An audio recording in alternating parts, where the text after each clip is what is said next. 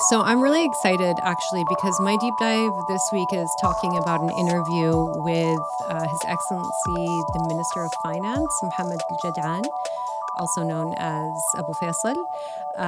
So I'm talking about an interview he did on the podcast called Sukrat, which means Socrates in Arabic, with Omar Al-Jirasi. And I love the interview for multiple reasons. First of all, Al-Jirasi said that it was the longest interview that he'd ever done on the show.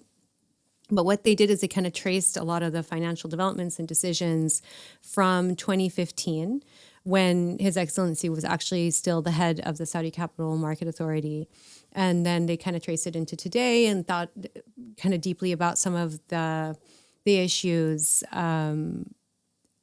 kind of going year by year, the challenges, the key points of contention between some of the plans, how they were received by Saudis on the other end, and the public. And I really am happy to bring this up for two reasons. First, because this is going to be something that I do regularly, listening to some Arabic content and discussing it on the show. So I'm happy to be able to do that today. But also, I think it's really important to highlight that there is a dialogue that's happening between decision makers and the public. And Jiresi raises some key complaints and points of tension that arose from introducing things like VAT, delays in payments to the private sector, how digital platforms were kind of created difficulties and bottlenecks for people with government contracts. And Al-Jadaan was really addressing these head on. He wasn't avoiding any of these topics. And Al-Jirasi was really presenting them. And there's also a segment at the end of the episode where they do a Q&A from the public. Like, people had sent in their questions ahead of time. So I think it's really important to show that there are multiple channels of communicating with officials, and podcasts are one of those. So are TV shows and interviews on TV as well. So I think there's a couple of points that I just want to pull out from the interview. One of them is about introducing VAT instead of income tax. There was a question about that, like, why did you choose to introduce VAT? Why is it so high? And one of the reasons was that if they did VAT, it would be in line with other GCC countries. So there was kind of this fiscal policy alignment that was happening, and that was important for Saudis. So they didn't want to go completely off, and do something different to the rest of the neighboring countries. And also, I think there was a really big point about how even if VAT might be difficult for some people because of, low income families, struggling to pay for kind of basic goods and services, now that there was a sudden value-added tax to these things, they really did kind of highlight the importance of the Citizens Account, how, the Citizens Account it's a national program that was established to protect families from these types of direct, indirect, and unexpected as well as expected economic impacts, and that result from reforms. And so there's this provision of cash transfers deposited directly into the accounts of citizens who are beneficiaries of the Citizen Account program. So even if there was a sudden introduction of value-added tax, there were kind of, there's a safety net, and there was kind of social policies that would alleviate that for people that would struggle. But the importance of VAT was really how it carried Saudi through the shocks related to COVID, especially overcoming kind of deficits, balancing the budget, and really being able to respond to the economic challenges that resulted from a very unexpected global event. And, I think the point was that it's not going anywhere because the world is still experiencing a lot of turmoil, inflation, geopolitical challenges, global wars, energy prices that are still unpredictable. So it's necessary to keep the policy going, and that VAT is here to stay, most likely. The other thing that I really wanted to talk about that he brought up, which was interesting, was how basically there's one of the vision programs is the National Center for Privatization. And this program, according to Omar Al-Jirasi, is one of the programs that is criticized as not going according to plan. There's perhaps maybe too many initiatives. And the National Center for Privatization really is an effort to get the private sector involved in a lot of projects that would traditionally be public sector government-run projects. So in 2021, Al-Jadaan had said that through this program, the kingdom would aim to collect about $55 billion, which is 200 billion riyals, to enhance revenues and reduce the budget deficit. And he actually on this podcast stated that he's confident that this number will be reached as they're now on the right track. So it's criticized because it's taken a long time to set up, but now they're on the right track. And actually, most of the initiatives and most of the projects would be really long-term. They needed really, really clear regulations.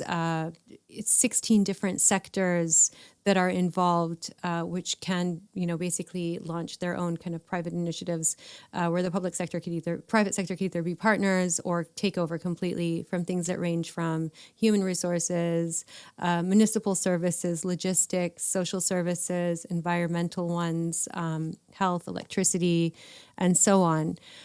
So some of these are also multi-sector projects. And it would take at least 2 to 3 years to set each one up in terms of planning. But now in 2023, at least 60 contracts were signed. And now that those kind of foundations are set, it's never been closer to launching in the proper way, according to Al-Jadaan. So, the idea is many government entities will be corporatized. This is the first step. It's necessary to put the framework and the structure in place. And then most of the contracts will be partnerships with private sector. But there are apparently hundreds of millions of riyals in opportunities that are now available for people to bid for and invest in. So he highlighted some key achievements of companies that did privatize, the Saudi telecom company, STC, being one of them, but also airport in Medina. Public hospitals all have dialysis centers that are now privately funded and run. The ports are privately run as well. So services have improved through this privatization, and this is, again, just the beginning. And there's never been a time when there has been this much confidence from the private sector, from the financiers, from the investors, and the banking sector as well. And I just wanted to end kind of and wrap this up by noting that Al-Jadaan is very positive. He's realistic. He talks about the challenges, but he wants to stress that there are so many positive opportunities. And despite setbacks and challenges, it's really important to focus on what's gone well, and the outcomes of the policies, are really unfolding now. And we are seeing why sometimes things that were hard to swallow, that were not necessarily easy, have resulted in a much improved situation financially. His approach is very transparent and long-term. And I think that came across really well in the interview. So first of all, this is a very important segment that you're doing, that you're offering as a service to, well, me first, because we're talking, but then all of our listeners and viewers, because you're elevating something that just won't be seen or won't be heard unless it gets randomly picked up by Reuters or Bloomberg. And even then they will take a couple of comments from it and put it in English and say, he said this on an Arabic podcast. What we're doing with this segment, by we, I'm taking some credit, it's you, elevating a interview or a conversation or something that's in the Arabic media that is just going to be missed. And I feel like that's a huge service. So kudos to you, and thank you to you, Hanaa, for doing this, because this is stuff we just won't hear unless you do this. So that's important. My first point in response, I just wanted to say that to start off. Secondly, on Mohammed Al-Jadaan, there are very few, and I'm actually struggling to think of anyone else that knows the Saudi economy better than Mohammed Al-Jadaan. And this is not just because he's very close to His Royal Highness the Crown Prince and the King, or he's involved in pretty much every important meeting involving the economy of Saudi Arabia. It's because he also has been doing this for at least a decade, 15 years plus. He's got an amazing track record. First of all, he's not purely a financier. He's a commercial lawyer, and he started his career off as a commercial lawyer and co-founder of Al-Jadaan and Partners law firm. Then he became Saudi Arabia's Minister of Finance in 2016, which was 9 years ago. And he also served for a while as Minister of Economy and Planning. So he's he's really like just right there at the center of what we're talking about with this podcast in general, which is the economic and social transformation of Saudi Arabia. And often those things are two things that go hand in hand, right? So it's like VAT, you talked about that. That's something that's an economic program, but it's also a social program because all of a sudden people are paying more than they would be paying for something, and that makes it a social issue. And I remember very well when Saudi Arabia rolled out the VAT, and then it was 5% at the time, and then they jumped it to 15%, 5 to 15%, and that was July 1st of 2020, so peak COVID. They were just like, hey, everybody, VAT is going from 5 to 15%. It was really sudden. Yeah, and people were used to the VAT at that point. The increase was felt, but there was also, and it made some headlines, but people then ran to stores to buy all the TVs and Xboxes and everything they could get their hands on because they were going to buy those things, and they were like, we better get it before this price comes up. Yeah. And now it seems like people are not, it's not that they're not affected by it, but it's that they're used to it and that it's a reality of life. And that's very hard to do if you're a government or if you're a policymaker, to put a policy in play and make it part of life. So that's interesting. And stick with it, right? Yes. I think that that's a really important thing that he was talking about is, people are not necessarily going to love the effects of building a safety net, but if we don't build it, the outcome will be much worse. And so you're going to have to adjust your expectations and your lifestyle to some degree. But there are other programs that are in place that are trying to enhance your opportunity to make money, your opportunity to grow and upskill and, continue to improve your livelihood. So I think that that's also really important to note. This didn't happen on its own. Yeah, absolutely. The other point that I want to make about Al-Jadaan is that he's not just a commercial lawyer, and he's not just a government official. I mean, he's had two of those top government official postings, finance and economy and planning, but he also was chairman of the Capital Markets Authority. Exactly. And he oversaw the opening of the Tadawul Stock Exchange, and he oversaw the loosening of Saudi Arabia's regulatory framework to open it up to foreign investors. Yep. So he has also this experience in the capital markets space and investment. And he understands very deeply that you can tie these two things together. Like if you want to have foreign investors coming in, you need to have certain things about the economy be just so. He has done a few interviews recently. That's why this was so interesting for me to hear about from you, that have made some news. Like in December of 2023, he was the first to really come out and say, hey, you know what? Like some of these exact deadlines we have for Vision 2030 are not going to be exactly what we said they were at the beginning. Some of them will be faster. Some of them will be slower, but that's just sort of the nature of the beast. And when he came out and said that, I remember reacting at the time, well, that just makes a ton of sense, right? I mean, like it's a 13-year, 14-year plan when it was first announced. Of course, these things are going to change a little bit.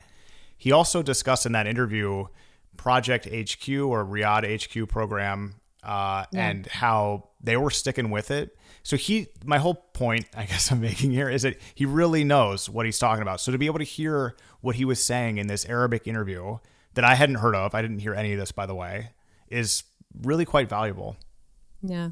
No, I think it's interesting. There's definitely kind of sound bites that are picked up by the media, and there are interviews that are done specifically for people that are outside of the kingdom. But I do think that it's just as valuable to hear how Saudis are reacting and thinking about these topics and where their concerns are, because again, like you might be thinking, what does this mean for FDI? What does this mean for people coming in and investing? But, a lot of Saudis are listening to this thinking about like, are they going to take VAT away? Is income tax on its way, right? And those are the types of things that people really do want to hear. And the more personable our ministers are, and the more they are in the public eye and speaking about these things, the more trust there is. And I think I mean, you just mentioned how close he is to the Crown Prince, Mohammed bin Salman, the king. I mean, that was how the intro of the podcast started. It was just kind of like those first conversations on nominating him to be the Minister of Finance, and how inspired he was by the depth of knowledge and the breadth of coverage that Mohammed bin Salman has, and how deeply connected everything is in his mind, that he was like, I was hoping to retire, but there was no way I could say no to taking on this position with somebody that is so invested in the future of this country. So it was really interesting to hear that part as well. That's amazing. I didn't know that. That's really cool. By the way, this is a formal invitation for His Excellency Mohammed Al-Jadaan to come on to this podcast and discuss with us anything he likes. Same with His Royal Highness the Crown Prince, by the way. It's interesting when you were talking about that. It makes me think of, and we have a little tiny clip of it in the intro segment drop to every episode we do, but the interview that the Crown Prince did with Brett Baier on Fox News really changed a lot of people's minds about him, because he was so intelligent and so such an effective communicator about all of the different questions that Brett Baier asked, and they weren't softballs that he was asking. And it was honestly just impressive to see His Royal Highness handle these questions the way he did, and kind of demonstrate that he really is super interested in, super invested in, and very passionate about the Kingdom of Saudi Arabia. So just really cool. And the other thing that he does is hire very good people, like His Excellency. No, absolutely. And this is something that His Excellency Al-Jadaan was talking about as well, was it's all about the team, right? Well, it's two things that he said that I think are really interesting about the Crown Prince and kind of the vision. One of them was about the team and how he was given like the opportunity to hire and train and kind of just basically recreate the Ministry of Finance. But then he was also talking about when you're talking about just like little elements, like digitizing or whatever, little thing was not little, right? It was a massive part of the restructuring of the ministry. But when you're talking to the Crown Prince about these things, he'll be like, yes. And you can link that to, I don't know, the Ministry of Tourism's digital platform that's doing this. So those two can directly, and he'll pick up like layers deep into some of these strategies of the different ministries, how they're interconnected. And it is definitely his talent, right? He knows all of it inside out. It's amazing. So thank you for sharing that with us, Hanaa. We're going to have a link to that interview, which it's another podcast. We're going to put it in the show, wherever you're seeing this. If you haven't heard it yet, give it a listen. Let us know what you think about it, or if there's anything we didn't talk about that you think it was worth mentioning. We're going to read it in a subsequent episode. We've talked about this before, but you can email us both directly. You can actually email an email handle that says hosts@the2030.com, or you can email either of us directly with any feedback. We're going to always see it, sometimes read it on air. So let us know what you thought of that interview, and if there was anything that you thought was interesting. Because I thought that everything you were saying, I was like, well, this is like basically what you're doing is almost reporting news as a reporter would do in the West, saying, oh, they did this in Arabic and this is what they said. I'm done for the week for my original journalism piece. But I thought that was fascinating. Thank you, Hanaa, for that.